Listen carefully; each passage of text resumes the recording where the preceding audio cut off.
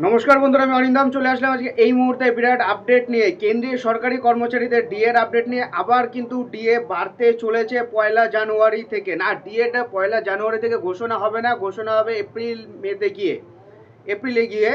But কিন্তু আবার কিন্তু পয়লা জানুয়ারি থেকে কিন্তু ডিএ পেতে চলেছে কেন্দ্রীয় সরকারি কর্মচারীরা। এইবার কিন্তু যতদূর খবর আছে 1% বাড়াবে।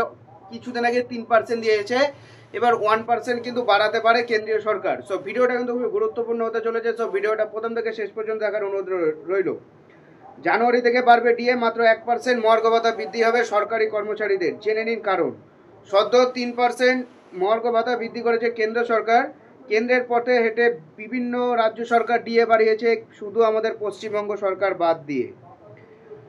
3% মহার্ঘ ভাতা বৃদ্ধি করেছে কেন্দ্র সরকার। কেন্দ্রের পথে হেঁটে বিভিন্ন রাজ্যেও ডিএ বাড়িয়েছে। তবে পশ্চিমবঙ্গের সরকারি কর্মচারীদের মুখে এখনো পর্যন্ত কোনো হাসি ফোটেনি, কারণ এ রাজ্যে সরকারি কর্মচারীদের কর্মীর জন্য ডিএ ঘোষণা করেনি মমতা বন্দ্যোপাধ্যায় সরকার। এরই মধ্যে ফের জানুয়ারি থেকে মহার্ঘ ভাতা বাড়াতে পারে কেন্দ্রীয় সরকারি কর্মচারীদের। রিপোর্ট অনুযায়ী 2024 সালে সেপ্টেম্বরে all India consumer price index বেড়ে 0.7 পয়েন্টে পৌঁছেছে।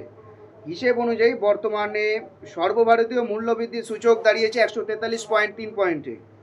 এর আগে জুলাই মাসে মূল্যবৃদ্ধি সূচক বেড়ে দাঁড়িয়েছে 142.7 পয়েন্ট। আর আগস্ট মাসে কনজিউমার প্রাইস ইন্ডেক্স কমে গিয়ে দাঁড়িয়েছে 182.6 পয়েন্ট।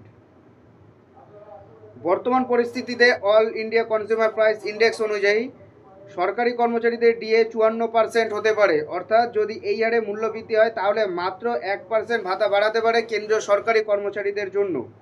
যদিও জানুয়ারিতে মহার্ঘ ভাতা বৃদ্ধির হার নির্ভর করবে অক্টোবর নভেম্বরের মূল্যবৃদ্ধির উপরে। এখন দেখার কত পার্সেন্ট মহার্ঘ ভাতা বৃদ্ধি করে কেন্দ্র সরকার। বাট আমি যে এটা বললাম, এটা কিন্তু শুধুমাত্র মানে যে কনজিউমার প্রাইস ইন্ডেক্স তার উপরে বেস করে বলছে যে 1% অনলি 1% কিন্তু ডিএ বাড়তে পারে। এখন কেন্দ্র সরকার কত বাড়াবে সেটা হলো গিয়ে সম্পূর্ণটাই তার। তো এটা হলো আজকের আপডেট। ছোটো আপডেট পাওয়ার জন্য অবশ্যই চ্যানেলটা সাবস্ক্রাইব করে আমাদের পাশে থাকুন। দেখা হচ্ছে পরের ভিডিওতে। ভালো থাকবে সবাই। নমস্কার, জয় হিন্দ, বন্দে মাতরম।